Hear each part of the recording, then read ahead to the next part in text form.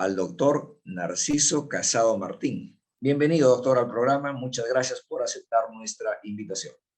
Pues muy buenas tardes aquí en España y buenos días en Perú. Perdone, ha habido un pequeño problema y no le he escuchado lo último. Entiendo que era mi presentación y esa presentación me la conozco bien, por tanto podemos arrancar. Yo lo único que tengo que decir sobre la presentación de mi trabajo es que soy una persona que cree en Iberoamérica, que cree en la región, que cree que tiene que dar muchísimo más de lo que da y que debemos posicionarla donde merece. Por tanto, una persona totalmente convencida de Iberoamérica y, como decía, una gran amiga y ex secretaria general iberoamericana, una persona que cree en la magia de lo iberoamericano, algo que no se abandona nunca y que no se pierde nunca y que por tanto hay que seguir cuidando y trabajando en ello todos los días y evidentemente cuidando a las empresas y cuidando sobre todo a las pequeñas y a las medianas. Por tanto, esa es la presentación que hago yo de la trayectoria que defendemos desde aquí. Qué bueno. Valoramos ese desprendimiento con la sencillez y con la perspectiva de largo aliento. Sin duda, este compromiso con las MIPYMES de Iberoamérica, según las Naciones Unidas, 99% del tejido empresarial está en este grueso de las MIPYMES y un 65% de la PEA.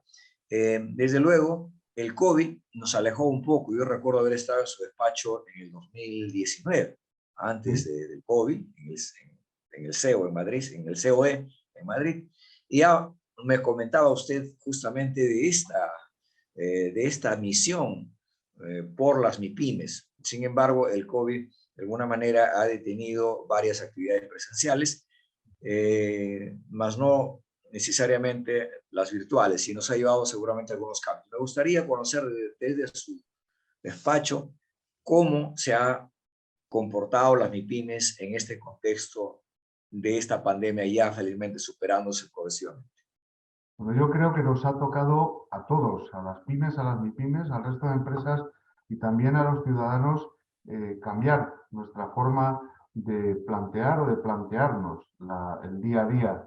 Nos hemos vuelto muchísimo más reactivos que proactivos, evidentemente por la pandemia, y eso lo hemos visto en las empresas y sobre todo lo hemos visto en las organizaciones empresariales y las instituciones que, como la COE o como las organizaciones empresariales en Perú, nuestra hermana CONFIEP y todas las gremiales que dependen y que trabajan como ustedes, yo creo que nos ha hecho potenciar también algo que hacemos siempre y que muy poca gente conoce. Y yo lo llamo pedagogía empresarial.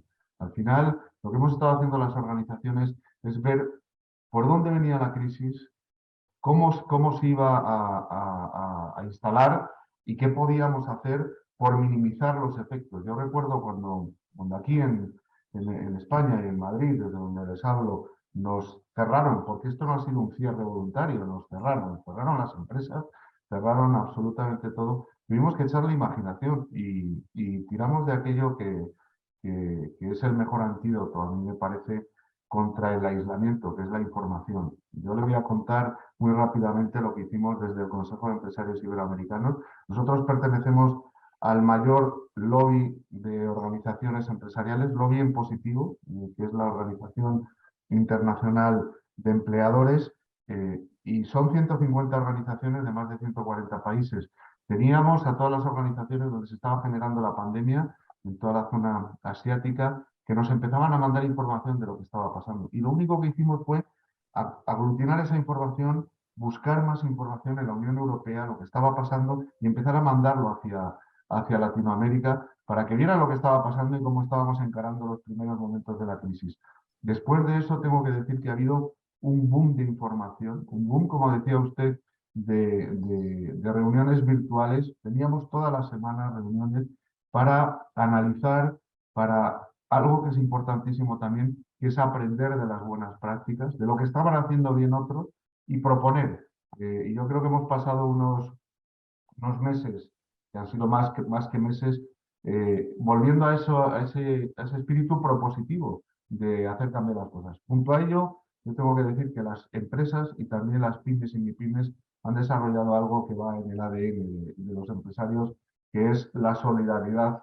La solidaridad ha sido fundamental en nuestros países y ha sido fundamental en la región, desde cambiar la producción del día a día hasta de verdad trabajar en pro de nuestras sociedades. Y hemos tratado también de que una crisis que era coyuntural, que era evidentemente una coyuntura que no queríamos ni esperábamos nadie, no se convirtiera en estructural. Y para eso hemos hecho lo que también hacemos las organizaciones empresariales a la hora de defender a las empresas y, por supuesto, a las pymes y a las MIPYMES, que son nuestro eje, que es dialogar con los gobiernos y decirles, pues, entre otras cosas, que reformar por reformar no es la solución, que hay que mantener aquellas reformas que nos han ido bien y hay que potenciarlas, y las que no son buenas, pues lo que hay que hacer es cambiarlas, que debemos tener todos una visión a medio y largo plazo, que hay que seguir pensando en esa palabra tan de moda en estos años que ha sido la resiliencia y la sostenibilidad, a la vez también que hay que seguir apostando por la energía social de los países y por las energías verdes también, y sobre todo hay que preservar, potenciar el tejido empresarial. Hay que hablar de productividad, hay que hablar de crecimiento, eso también es una palabra que se nos ha olvidado, que hay que seguir apostando por ello. Hay que hablar de reindustrialización, hay que hablar de política pública-privada, colaboración público-privada, hay que hablar de educación, hay que hablar de formación y de empleo, que son las mejores herramientas de inclusión social que hay. Y eso los empresarios lo saben hacer muy bien. Y ha habido que hablar también mucho de innovación, de digitalización en el tejido productivo. Y estoy contestando a su pregunta de cómo ha variado la pyme y la empresa. Hay que hablar también y seguir hablando de estabilidad presupuestaria. Hay que hablar, y hemos hablado, de crecimiento económico y evitar lo que son las subidas impositivas, y seguro que eso lo comparten todos los empresarios. Hay que hablar de empleo, como le comentaba, y hay que hablar de algunos conceptos que a mí me parecen fundamentales y que nos han removido en esta crisis, que además se ha acentuado con la invasión de Ucrania por parte de Rusia. Y yo siempre lo resumo en unos conceptos que empiezan por E, por la palabra E de empresa, es así de sencillo. Y la primera, evidentemente, es Estado. Estado como garante de todos nosotros. Y cuando hablo de Estado, hablo de algo indispensable, y es garante de la estabilidad, que es otra E, de igualdad de oportunidades y derechos y de libertades y de justicia, progreso y futuro, Estado que implica lealtad institucional de todos y de cada uno de nosotros en la defensa permanente. Y hablo también de excelencia y de estrategia, que es lo que hacen los empresarios prácticamente todos los días, de eficiencia, que es lo mismo que lograr metas optimizando los recursos, y eso es fundamental también, y ha habido que hacerlo en esta pandemia y en esta crisis, de eficacia, que es alcanzar las metas establecidas, de efectividad, que es la combinación perfecta de las dos, y todo ello muy ligado a la productividad, como decía al principio. Y hay que hablar de evaluación. En los países se tiene que evaluar, en los gobiernos. Hay que hablar también de evaluación. Esto lo hacen los empresarios constantemente. Evaluamos los procesos de producción, evaluamos la productividad, evaluamos las necesidades de las empresas, pero esto hay que llevarlo más allá. Y luego hay que hablar de educación, de espíritu, de estabilidad, de equipo, de empleo y, por último, de estructura, que no es estructura solo, sino infraestructura, y además de una que a mí me interesa muchísimo, que es la humana, aquella que se orienta hacia las personas, los ciudadanos y muy especialmente hacia nuestros jóvenes, que son sobre todo el presente, no ya el futuro de nuestras sociedades. Qué importante este resumen, ¿no? Primero, ser persona, solidaridad, justamente lo que nos deja aceptar lo que, como decimos aquí en Compime Internacional, es creer, educar, innovar, emprender, pero con responsabilidad social y ambiental, que es lo que usted nos está definitivamente afirmando que viene trabajando de mucho tiempo, solo que esta pandemia nos acelera, por ejemplo, la digitalización, nos acelera un poco al uso de las herramientas tecnológicas y requiere indicadores más precisos. Le preguntaba sobre la medición de los indicadores y para ello usted está justamente circulando un instrumento que se llama encuesta, a la cual estamos llamados a dar un tiempo y contestar esas preguntas que son muy objetivas. Efectivamente. Mire, nosotros en el Consejo de Empresarios Iberoamericanos, que nace en 2015 para dar respuesta y para dar, yo siempre he dicho que para dar coherencia a la mejor herramienta que tenemos de integración regional que existe en el mundo, que son las cumbres de jefes de Estado y de Gobierno. En ese marco hay un encuentro empresarial, desde siempre, un encuentro empresarial que desde 2015 lo hemos cambiado un poquito, hemos intentado que sea el mejor, este es nuestro lema, el mejor escaparate, el mejor escenario de la región en total, desde el país donde se celebra la cumbre. Y esto fue un cambio cuantitativo y también cualitativo. Y en eso nos hemos dedicado a dar seguimiento a lo que nos recomendaban los jefes de Estado y de Gobierno cuando se reúnen. No siempre tienen razón. Evidentemente hacen planteamientos buenos.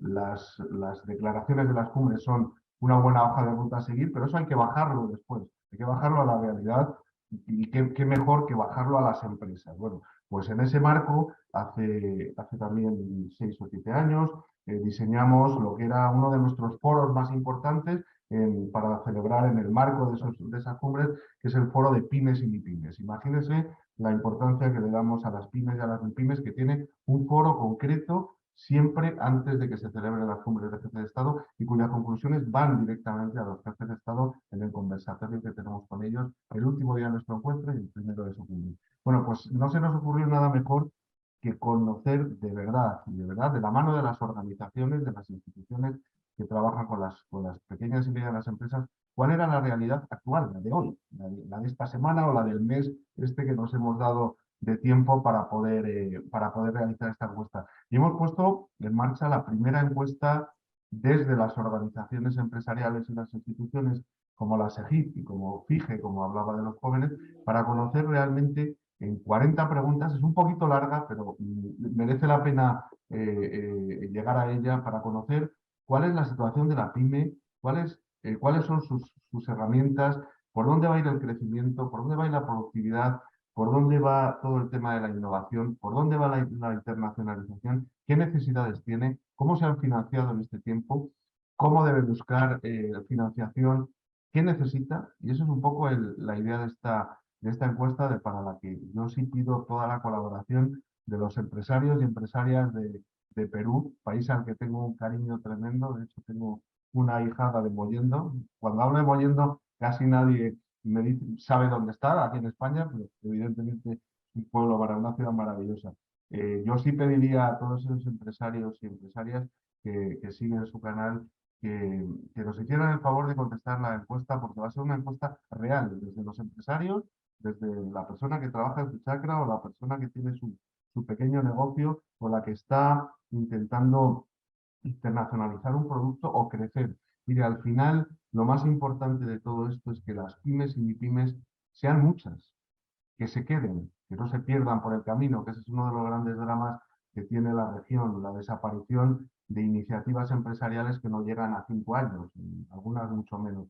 Que consigamos tener esa radiografía para trasladar a los gobiernos, que es también nuestra responsabilidad, por dónde debe ir esta nueva etapa que nosotros llamamos de crecimiento. Ya nos vamos a olvidar del pasado y de lo negativo y vamos a enfocar en que la región tiene que crecer y que tiene que crecer de la mano de las empresas, de los empresarios y de las empresarias que arriesgan cada día todo lo que tienen por hacer que los países crezcan, las sociedades, los pueblos crezcan y también estamos nosotros para ello. Por tanto, la encuesta es una de las mejores herramientas que se nos ha ocurrido poner en marcha para poder llegar a la cumbre iberoamericana de jefes de Estado y Gobierno que se celebra en 2023, en marzo, a finales de marzo, en en Santo Domingo, en República Dominicana, con un documento y con una radiografía real de cómo está la pyme y la mipyme después de estos años de pandemia y lo que está sucediendo.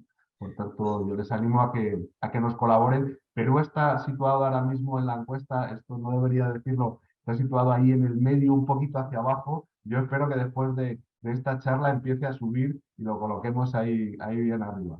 Estoy observando, estoy observando que este es el 14º encuentro empresarial iberoamericano.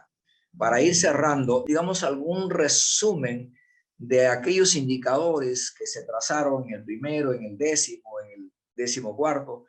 Evidentemente, el primero y el más importante es la defensa del tejido empresarial de la región.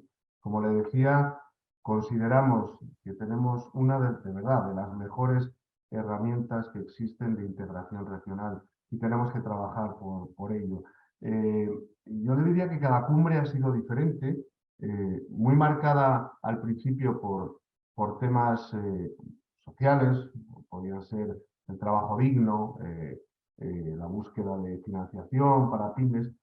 Yo sí noto una tendencia en los últimos encuentros empresariales, los que hemos organizado nosotros, que van desde 2015, han sido en Cartagena de Indias, en la antigua Guatemala, en Andorra y el que estamos ya ultimando para Santo Domingo, hacia el tema social, hacia el tema medioambiental y hacia lo que tiene que ver con la sostenibilidad, la justicia, la inclusión, la defensa. Esos son, digamos, los calificativos, por ejemplo, para ponerle un caso concreto de esta última, de la que estamos preparando. Estamos analizando el tema del turismo y lo estamos analizando como el turismo para todos, el turismo justo, sostenible e inclusivo. Y es tremendo ponerte a pensar cuando una persona con discapacidad puede ir a un destino o no puede ir a un destino. Es un derecho de la vida, es un derecho de las personas. Y además tiene que ir a un destino donde se cuiden todos los parámetros que deben cuidarse, las poblaciones que están, la naturaleza, los recursos. Por eso le digo que me parece que las cumbres se están profesionalizando cada vez más. Estamos hablando no tanto de política y estamos hablando mucho más del ciudadano, de nuestras sociedades, de las estructuras sociales, de la formación. Otro punto importantísimo que llevamos en todas las cumbres es la formación y es la promoción, retención de talento y el reciclaje del talento. Estamos hablando de las personas jóvenes y de las personas no tan jóvenes y cómo debemos incluir todo esto, estos colectivos en el desarrollo de nuestra región. Y además lo estamos haciendo y eso sí es algo que yo creo que se ve en las últimas cumbres, con un sentido de región, de continente y un sentido muy hispanoamericano. A mí eso me llena de orgullo, lo digo sinceramente. Me parece que ya quisieran, y les pongo un caso, los franceses, nuestra organización empresarial francesa, el MEDEF, que está buscando algo parecido para poder hacer con los países de habla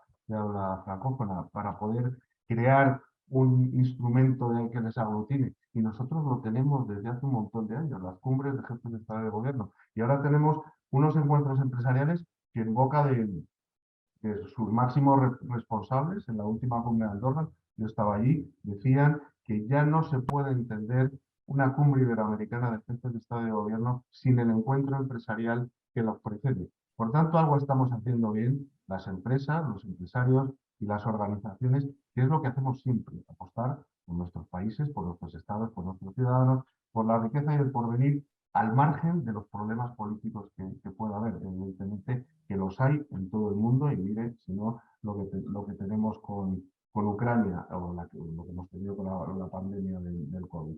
Yo creo que, por resumirle, es un sentimiento de región importantísimo, un sentimiento desde cada país, desde cada diferencia. Decía también algún buen amigo de la Secretaría General Iberoamericana, que son nuestros inspiradores, que lo iberoamericano está vivo y que además nos une muchísimo más de lo que pensamos, pese a ser tan diferentemente iguales. Este es el mensaje.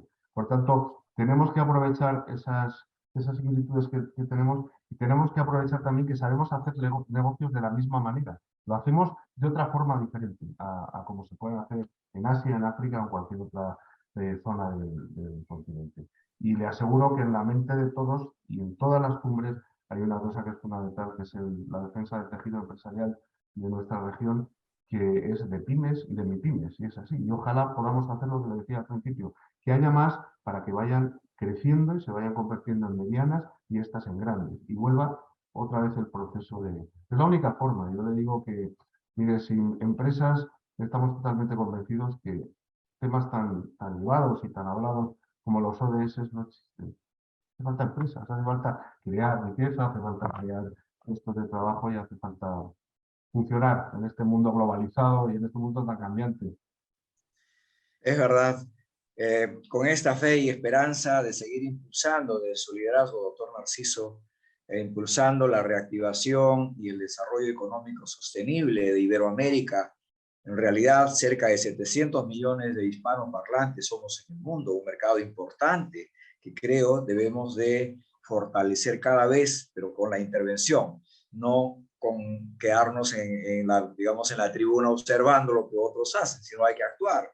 Y en ese actuar también, bueno, aprovecho para su agenda en algún espacio nos visite al Perú y sobre todo aquí al Alto Mayo. Yo estoy impulsando un plan que se llama Corredor Económico Alto Mayo Verde y Sostenible. Involucra a 15 municipalidades, 182.000 hectáreas de bosque de conservación, una etnia que es los aguajún, en fin. Bueno, palabras finales, mi querido doctor Narciso, para ir cerrando. No, pues se quedó lo último, pero sí me he quedado con el proyecto. Les vuelvo a insistir en que estoy totalmente de acuerdo que para que las cosas cambien hay que meterse dentro y hay que ponerse a cambiarles. Yo les pido participación a esos 16 municipios también que usted lidera en esta encuesta tan importante y sobre todo yo creo que hay que seguir pensando que tenemos una de las regiones más maravillosas del mundo, más variadas en todos los sentidos, en recursos, en bienes naturales, en lo que le decía al principio, en ser muy diferentemente iguales. A mí me parece que eso es fundamental y que tenemos que seguir haciendo región y apostando por lo que pone en nuestro logo que está aquí detrás, que es Más Iberoamérica. Muy sencillo. Más Iberoamérica, más justa, más sostenible y más inclusiva. Este es el logo que tenemos una organización de organizaciones empresariales. Y esto ya creo que lo dice todo. Muy bien. Gracias. Muchas Rómulo, gracias, doctor. Muy esta amable. charla. Hasta Chao, pronto. nos vemos pronto.